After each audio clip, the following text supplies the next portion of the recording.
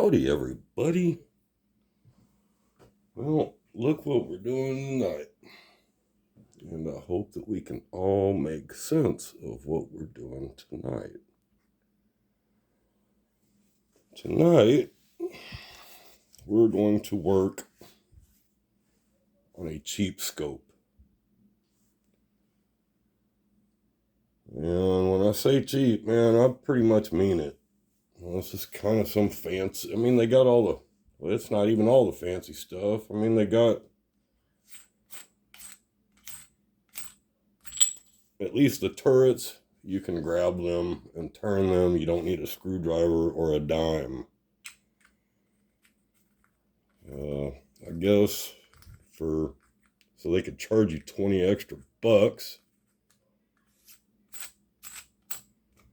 We went ahead and gave you a green and red reticle, if you so choose to use, instead of putting a parallax on there. Excuse me. It's got a decent zoom knob. Doesn't feel bad. It's actually kind of tight. It doesn't jiggle. There's no wobble in it or anything.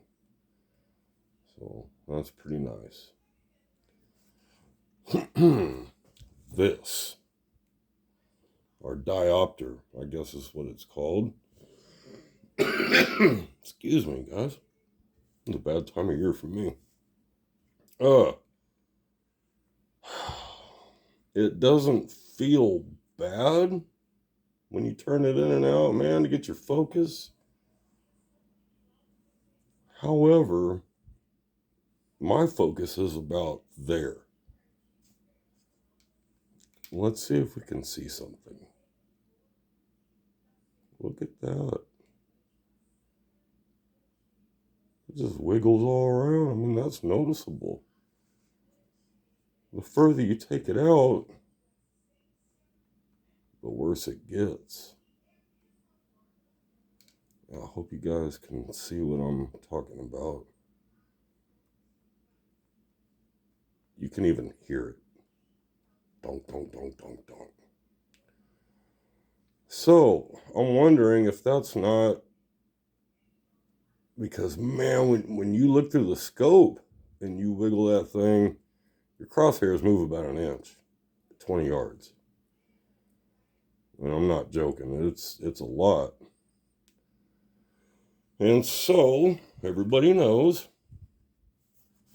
when shooting a break barrel rifle, you get some pretty weird recoil just because of what's going on inside of here. You break this thing over, and it shoves a piston back here. There's a spring somewhere. When you pull that trigger, it lets it go, and something goes whoosh, and it drives the pellet, because you load the pellet right about here. So, you got this long barrel, but it's not even really as long as you think it is, because the pellet starts here. And you got all the rest of that barrel. And all this does is contain air. There's a spring somewhere. When you cog it, it pushes a piston back, and when you pull the trigger, it lets it go whoosh. And that pellet comes out flying, just compresses all that air in there. This is supposed to be some kind of a gas-filled nitro piston, something or another. I'm sure it all works the same. Whether it's a spring or gas or whatever makes this thing happen, something in here has to go forward to push air. Push air and push your pellet out the end of a barrel. So I got kind of lost on that. I'm sorry, guys. There's a lot of recoil. And I'm wondering if every time I pull the trigger, that this doesn't go doink. And then it goes doink, doink, and it just keeps moving around in a different position every time I pull the trigger. Because it moves. I mean, it may not be coming. Well, let me get y'all zoomed back in. Hey, sorry guys. Let's look at this again.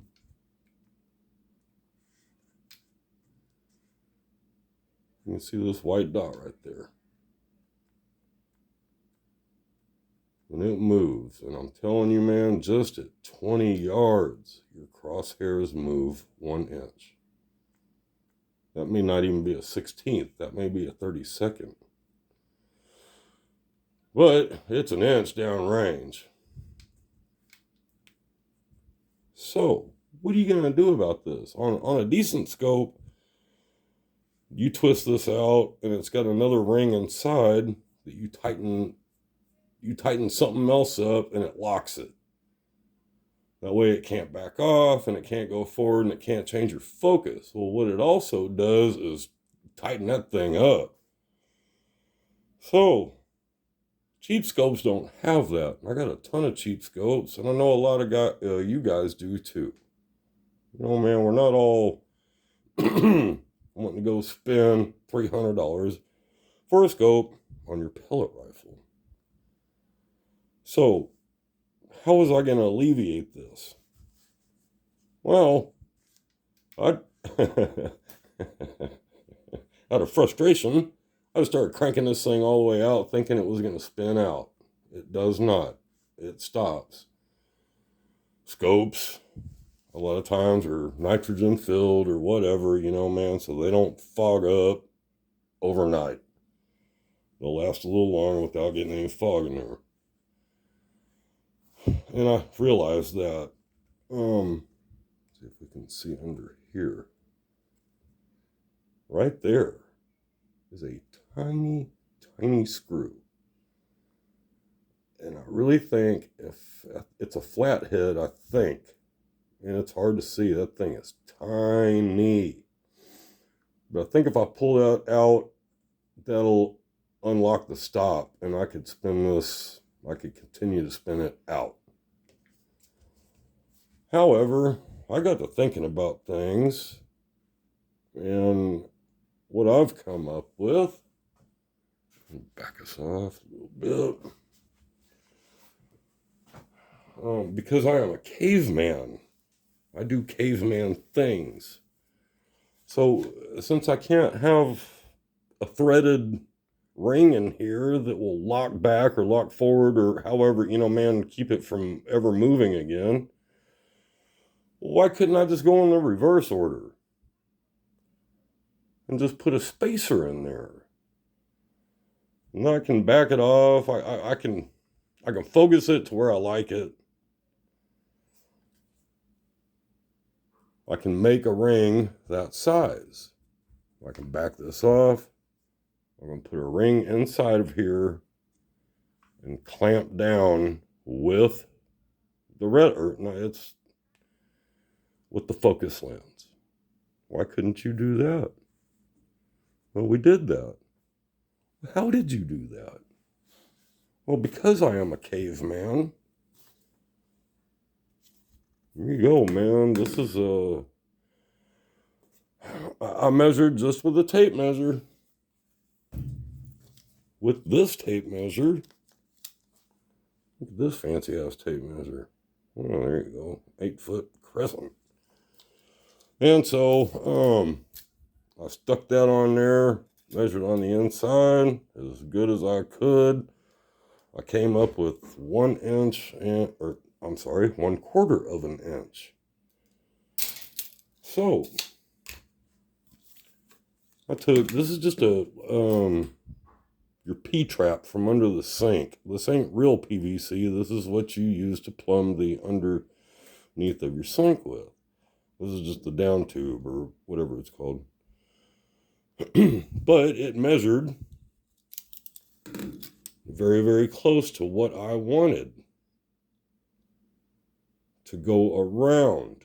Yeah, I'm sorry, 1/4 inch width, but this diameter was going to be 1 3/8. And so, or inch and a quarter, it was something like in between there. And so what I did, I found this. I was like, hey, this is just laying around the house. That inside diameter is 1 inch and 3/8. Huh. Okay. So, I cut a piece off of it. And I'll show you a trick here in a second. Here's our ring. By no means is it perfect. However, it's very, very close to a 1/4 inch all the way around.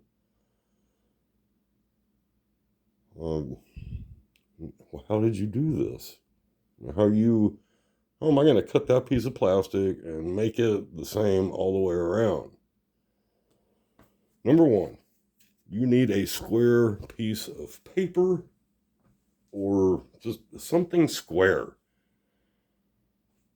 And you got to be able to fold, or not fold it, but wrap it around.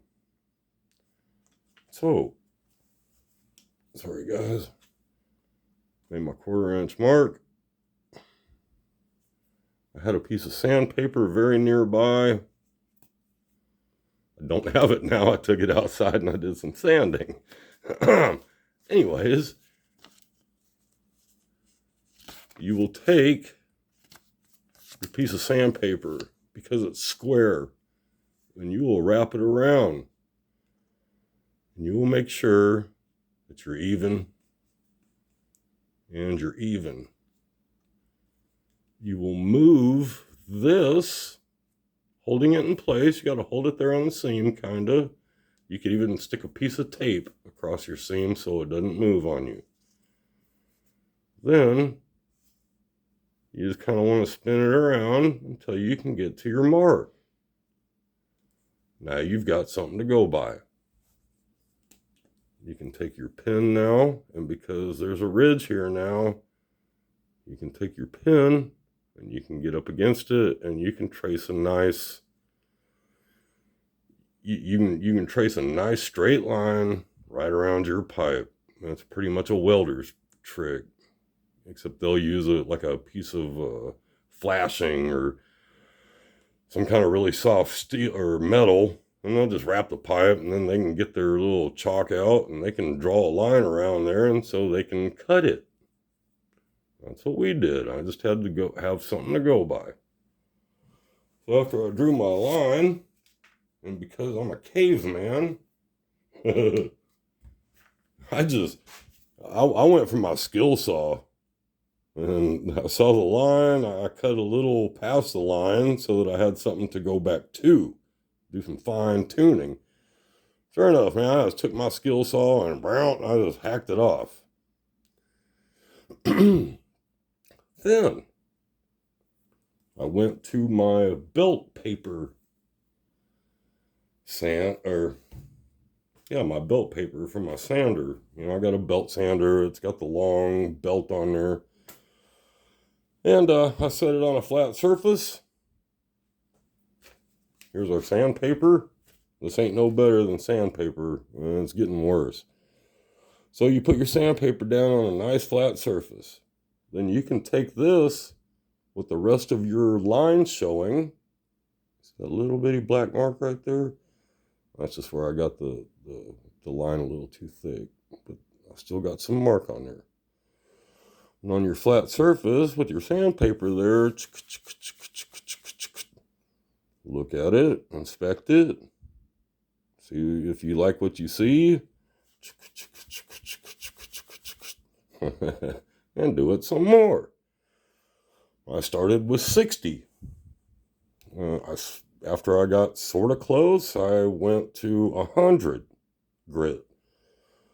After I got it closer, I went to 220 grit, and that was my final deal. So, luckily, when I was cutting this thing, it caught one of the teeth on the blade, and it went whoosh. So I didn't even have to cut it. It just broke it. I'm not say lucky. That wasn't lucky at all. I wish I could have. I kind of wanted it to be a little more precise or something. Whatever. It's broken. I can open it up now. Now, here's our scope again. I'm going to open it up. There we go. That's fully open. And now, since this little ring here is broken, I can just slide it right over the focus lens, diopter, whatever you want to call it. And we can crank this thing down now. I'll even let y'all see this so you know what happens on that point. Nothing. Back. Getting it tighter. I'm sorry, guys.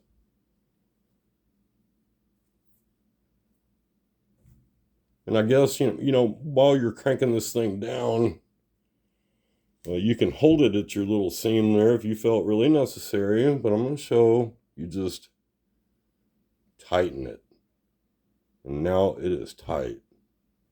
And it didn't move. It didn't do anything funky. Didn't try and jump out of there. And you could even guide this to where it was down here on the bottom, so you never had to see it again. You can always paint your little ring black. Or really, man, they got a gray PVC. Or you can take your Sharpie and you can just color it in, man. It's not going to hurt nothing. Inside of the scope, who cares? Look at that, man. It almost matches. So if you want it black, man, paint it black. That's fine. But now, since we got a bunch of tension on this thing, it ain't moving. There's going to be no more wobble. That is wobble proof. That's it. Now, your buddy's not going to be able to shoot and see what you see. That is the only drawback of this. This is set for you only. If you don't like what you see, and you need to turn it in a little more, take it back off. You can't hurt it. It's a piece of plastic. I mean, don't try and stretch it all the way out. Be careful when you're doing it. But if you need to take more off of this thing, you can go back to your sandpaper. Oops, sorry. I don't know how to run a camera. I'm running out of time. Go back to your sandpaper on a flat surface.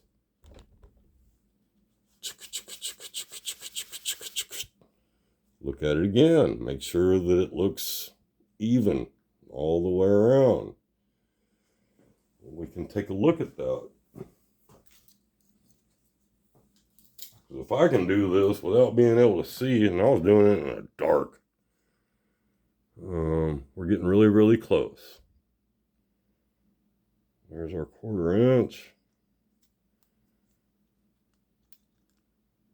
We can slide it around. That's at our 1/4 inch. And here it got kind of funky. That looks like 5/16 maybe. It's a little over. But you know what, man? That little 16, as long as your diopter sits still, man, and quits wobbling. Because that